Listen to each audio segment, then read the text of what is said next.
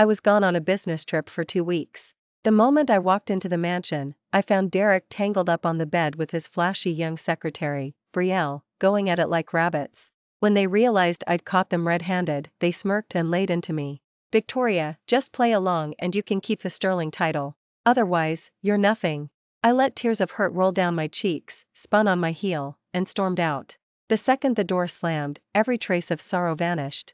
In its place came a cruel, icy smile. Victoria, either pretend nothing happened and get lost, or hop in the shower and we can make it a threesome. Derek cuddled Brielle against his chest and looked me over, dusty from the flight, without a shred of shame. Sterling, you're so bad.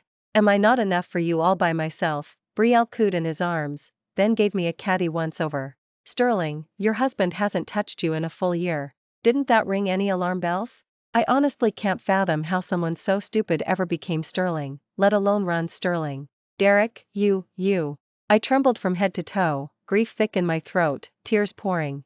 For 20 years I gave Sterling everything, RD, sales, management, every last job landed on my desk, every last drop of bitterness went down my throat. I turned Sterling into Skyhaven's flagship company while you lounged at home doing nothing, living like royalty. Why? Why do this to me? Victoria, back in college I didn't even want you. You chased me, begged me, swore you'd do anything for me. You said you'd gladly slave your whole life, that every dollar you earned was mine to spend, that you'd give me anything if I'd just marry you. I'm merely honoring our little agreement. That agreement never included betrayal. I screamed until my voice cracked. I loved you with everything I had, and you pay me back with infidelity? Derek, how do you live with yourself? And you, I jabbed a finger at Brielle. You were a broke scholarship kid who couldn't afford 3 meals. I paid your tuition, I brought you into Sterling fresh out of college, and this is how you repay me? Vice President Sterling, haven't I been good to you? Brielle oozed fake honey. You're always buried in work, never free to keep Sterling company. I fill that gap, ease his loneliness, call it community service. Besides, there used to be swarms of women buzzing around him. Now Holt only has me. You ought to be grateful instead of screeching at me. You're breaking my heart, Deputy Lou. You. Words failed me. Derek lost patience and frowned. Enough.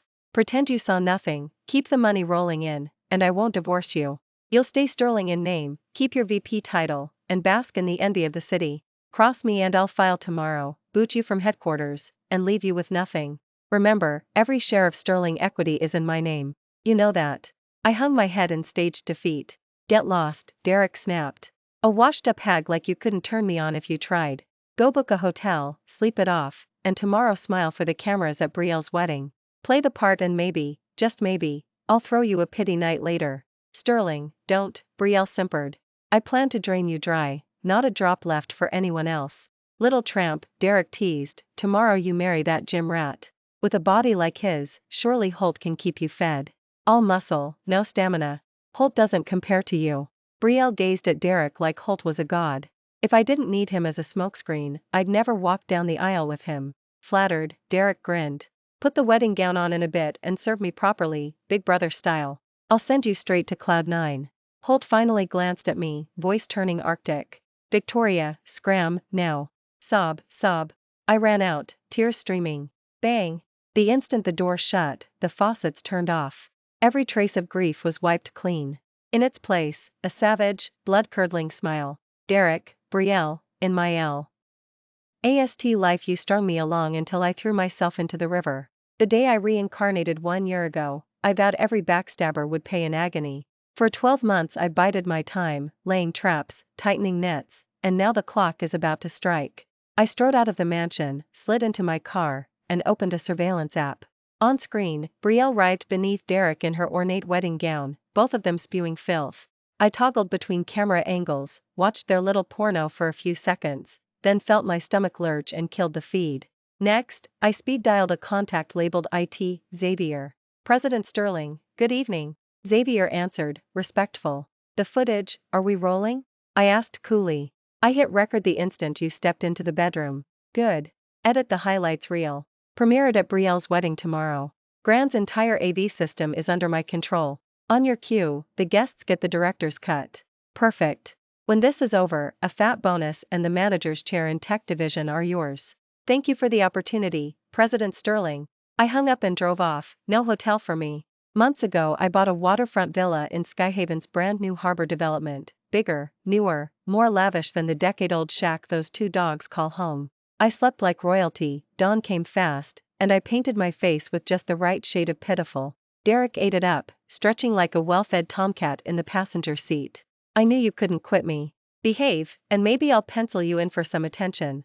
I'll even tell Connor to stop treating you like dirt, after all, you are his mother. Connor, that ungrateful brat, my hatred flared white-hot.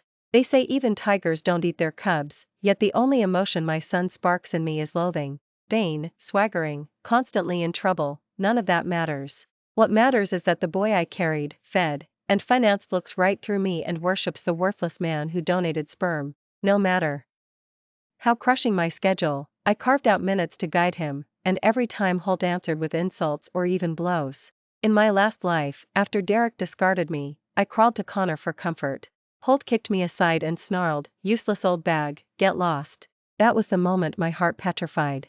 "Thank you," I murmured, frost rhyming every syllable. Derek, oblivious, dozed off until we reached Grand. I straightened his tie, tucked my arm through his, and glided into Brielle's wedding banquet on his elbow. Guests recognized us and flocked over, gossip buzzing. "Remember the rumors about Derek and Brielle? Looks like nonsense." "Yeah, people swore she was his mistress, yet here she is marrying someone else." Sterling shows up, hands over a $5,000 cash gift, proof there's nothing shady. Just jealous nobodies spinning tales because a girl this young made exec assistant at Sterling. Amid the murmurs, I tucked my hand tighter around Derek's arm and smiled with poised grace. Brielle is a talent Sterling is grooming for the top. Years ago I sponsored her through college, brought her into the headquarters, and gave her real responsibility because I saw her brilliant mind, standout ability, and, above all, noble character. I praised Brielle to the skies, adding extra sparkle to the day's festivities. Her parents and Ryan's beamed with pride and seated Derek and me in the front row VIP section, then invited Derek to serve as officiant and give a speech. "You nailed it," Derek whispered, lips brushing my ear. "Tonight Brielle obviously can't keep me company, so I might let you warm my bed instead. Happy?" "Thank you, honey." My giddy tone sent a visible thrill through him. The ceremony rolled forward without a hitch. When the bride entered, Brielle glided down the aisle, eyes soft with love, wearing the same wedding gown she'd had on last night. Ryan, all bulging muscles, watched her, practically shaking with excitement. Holt was an ordinary gym trainer who enjoyed hitting and female clients. Until now Holt had only snagged mediocre catches. Landing Brielle, smart, gorgeous, executive material, and marrying her was the jackpot, and every relative envied him. This was his big day, his shining moment. Ryan took Brielle's hand and led her onto the platform. More rituals followed, tea, vows, rings, then came the officiant's speech. Derek marched up to a wave of applause, chest puffed, script in hand, voice booming. "Distinguished guests, dear friends, good afternoon. It's both an honor and a joy to stand here as officiant and watch Brielle and Ryan tie the knot. As her boss for many years, I've seen her grow from a green newcomer into the powerhouse she is today." His exhilaration kept climbing. My face, meanwhile, went ice cold. I slipped out my phone and texted Xavier 4 words, "Showtime. Go." On it, came back instantly. A heartbeat later the giant screen behind the couple, moments ago displaying sweet engagement photos, flickered. Without warning it cut to hardcore porn, Brielle in the very gown she had on now, servicing Derek in positions too obscene to name, screaming filthy encouragements. "Sterling, harder. Sterling, faster. I want your baby growing inside me before my wedding. Let Ryan wear the green hat, yes, harder." In seconds the footage switched angles, wide shot, close up, every guest could ID the woman as Brielle and the man enthusiastically pumping away as Derek, the guy currently at the microphone. The room detonated. Hotel and event staff lunged for laptops, desperate to kill the feed, but Xavier owned the Grand's entire AV system. Nothing they did could stop the bucking images or the animal screams blaring from the speakers. Finally someone yanked the power cords. Screen and sound died. By then chaos reigned. Humiliated on his own wedding day, Ryan saw red. "Bitch." Holt slugged Brielle, knocking her to the floor. "I'll kill you." Holt tackled the stunned Derek and rained down fist after fist the size of sandbags. I watch a blood spurt from Derek's nose and mouth, a tooth spinning across the carpet, and felt pure elation, tinged with regret that I couldn't wade in and land a few kicks myself. I still had bigger moves to make. How could this happen? I wailed into my hands, tears leaking between my fingers, picture-perfect heartbreak. Look at Sterling, she's devastated. Of course she is. Who wouldn't be, cheated on in front of a crowd? I thought her being here proved Derek and Brielle were innocent. Turns out she was the last to know. Sterling wouldn't be where it is without her. All those years of devotion, repaid with betrayal. Poor Victoria. Derek's trash. Brielle's worse, Victoria paid for her degree and this is how she repays her? Sympathy for me swelled, curses at the cheating pair multiplied. When the backlash felt maxed out, I peeked through my fingers, Derek limping away from Ryan's pursuit, Brielle scratched half-bald by Ryan's sisters. I let out one last sob and swept out of the ballroom. Under a canopy of pitying stares I climbed into my car. Once clear of the ground I rang Skyhaven's top divorce shark, Sebastian. Derek committed infidelity. I want him taken to the cleaners. Minutes after my consult ended and I'd handed him the case, my phone lit with Derek's number. I picked up.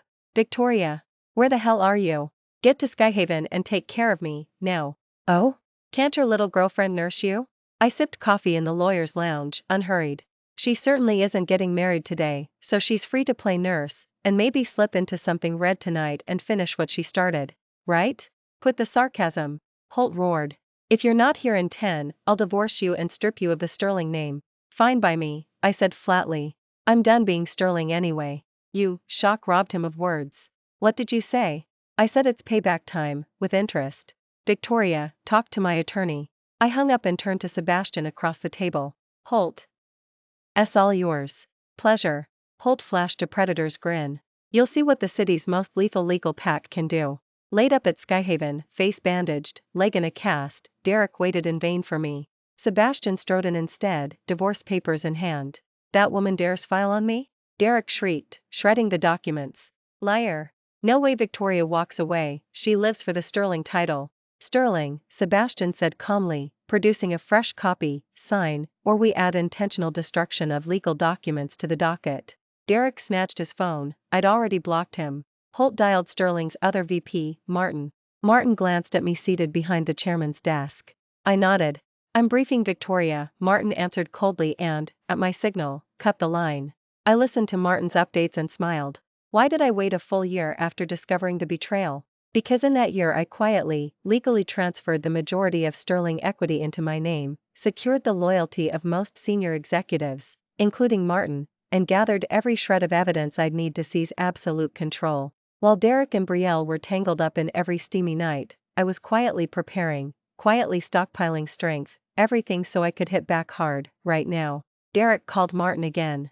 Martin hit decline, then blocked the number. Derek started ringing every other executive. Most had already gotten the nod from me, they let the calls rot. Only a handful of his cousins and drinking buddies stormed in, foaming at the mouth. His cousin, let's call him Jake, barreled to the front, finger jabbing at my nose. Victoria, the boss orders you to the hospital right now to take care of him. If you don't, Holt will strip you of your VP title. Think hard, every single share of Sterling is Derek's. Walk away from him and you're smack. I swung before Holt finished, 5 scarlet fingerprints bloomed on his cheek. You bloated tick sitting in corner offices, you'd be sipping air if the real workers didn't. Carry you. And you think you can oust me? Security, escort these parasites out. I didn't have to lift another finger. Every climber hungry for favor swarmed in and herded the bloodsuckers through the exit. Their departure didn't so much as hiccup the day-to-day. I fast-tracked a crop of sharp, loyal operators, and Sterling's engines kept roaring. Out in the wild, Derek's affair with the secretary had already gone nuclear. The clip of him in bed, arm around Brielle, mocking me, had gone everywhere. The tale of how I built Sterling from scratch only to be tossed aside was headline gossip coast to coast. The masses tore Derek apart while they pitted me. Riding that wave, Sebastian marched into court carrying a year's worth of evidence and filed for divorce, demanding Derek be left with the shirt on his back, if that. Sebastian is a shark. At the first hearing we owned the room. Derek's counsel folded under cross, salvaging only a few houses, bare pocket change next to my stack. Between sessions Derek limped to headquarters on his cast, howling my name. Every time security treated him like a street vendor and shoved him back onto the sidewalk. Holt never got a glimpse of me. The day before the second hearing Holt played his last chip. Holt flew Connor home from boarding school. Security wouldn't stop my own son. Connor strode into my office. If you divorce Dad, I'm writing you off as my mother. Victoria. Holt used my first name, weed stink breath curling my lip. Do you even know your place? Holt looked at me sideways, zero love, nothing but loathing. You just have to show up, sit pretty, and enjoy the life dad bankrolls. Isn't that enough? So Holt banged the secretary, big deal. Every guy slips sometime. You really want a divorce over that? Holt pointed like a little king, call off that attack dog lawyer, crawl back home, and behave, or I disown you, demand custody goes to dad, and you'll never see me again. No retirement home visits, nothing. I almost laugh out loud. An ungrateful brat like Connor could vanish forever for all I cared. Still, I played heartbroken, sweetheart, mommy can't lose you. Tomorrow in court tell the judge you want to live with me, okay? I'll spoil you, pay for tutors, Ivy League, anything. Connor's face went white. Victoria, are you insane? I don't want any of that. What do you want, then? Money. Only money. Money, I don't have any. I gave a sad shake of the head. Your dad controls the purse, I draw a salary, that's it. And Sterling? All flash. We're drowning in loans, trust me, 10 years of hustling and we might claw our way clear. Then you'll get your cut. One peek at the real books would show millions in cash and 10 billion in assets, but Connor's never cracked a spreadsheet in his life. Holt bought the sob story and fled like I had the plague. Next morning in court Holt begged to be placed with Derek. The judge honored the wish. Asset split, same houses for them, Sterling and the bulk for me. Marriage dissolved. I owed child support, $1,500 a month until Holt turned 18. 10 months to go. I wrote one check for 15 grand and walked clean away. But that wasn't the end. The agony they etched into me, past and present, demanded a steeper price. I wasn't done. Handed to Derek, Connor celebrated. Holt hit dad up for cash and partied hard. Soon the tap ran dry. Derek had married Brielle, and the two burned money faster than a wildfire. Why feed a kid when you could feed yourselves? Connor's lifestyle nosedived. No more jet set weekends, not even funds for local clubs. Holt camped outside Sterling and caught me at quitting time. Mom, I was wrong. Holt dropped to his knees, arms around my legs, snot and tears everywhere. Just give me some cash, for your own flesh and blood. I looked down, ice cold. I already paid. 15 grand. Did Derek pocket it? That doesn't cover a single dinner. Holt wailed. A few million, Mom. Disown him, adopt me back, I'll take care of you when you're old, please. No.